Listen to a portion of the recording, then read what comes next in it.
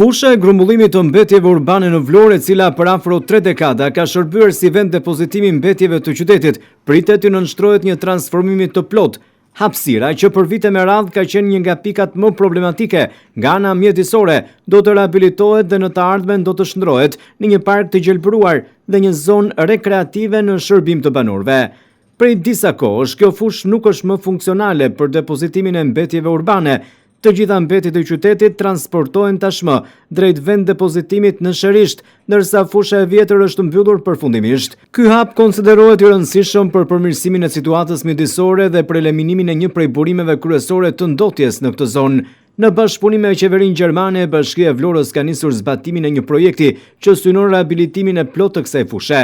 Projekti parashikon pastrimin e territorit, trajtimin e ndotjes së krijuar ndër vite dhe rikthimin e tij në një hapësirë të gjelbër, më funksionale dhe rekreative, si dhe me mjediset çlodhëse për komunitetin. Synimi është që zona e njohur për shumë vite si vend grumbullimi mbetjesh të marrë një identitet krejtësisht të ri, duke u kthyer në një park modern që do të shërbejë banorëve të lagjeve përreth, por edhe të gjithë qytetarëve të Vlorës.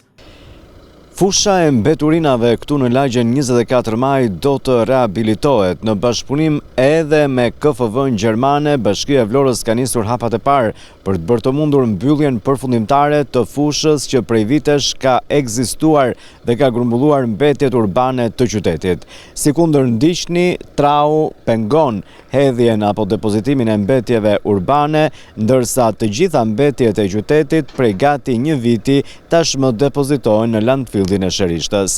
Pasi të pastrohet e gjithë zona, projekti në fjalë do ta kthejë atë në një zonë atraktive për banorët e kësaj zone këtu, por edhe të gjithë qytetit të Vlorës, duke krijuar mjedise të gjelbëruara dhe shplodhëse.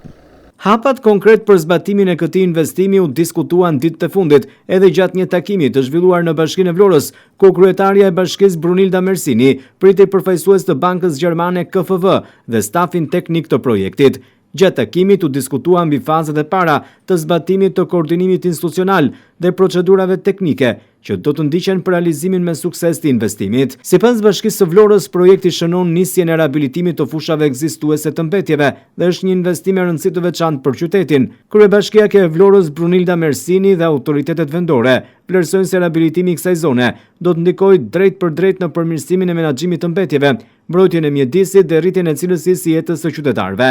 Ndërkohë, krijimi i një parku të ri të gjelbëruar do të shtojë hapësirat publike për rekreacion dhe do të japë një tjetër pamje kësaj pjese të qytetit, duke e kthyer në një zonë problematike dhe tashmë në një aset të ri për komunitetin dhe zhvillimin urban të qytetit bregdetar të Vlorës.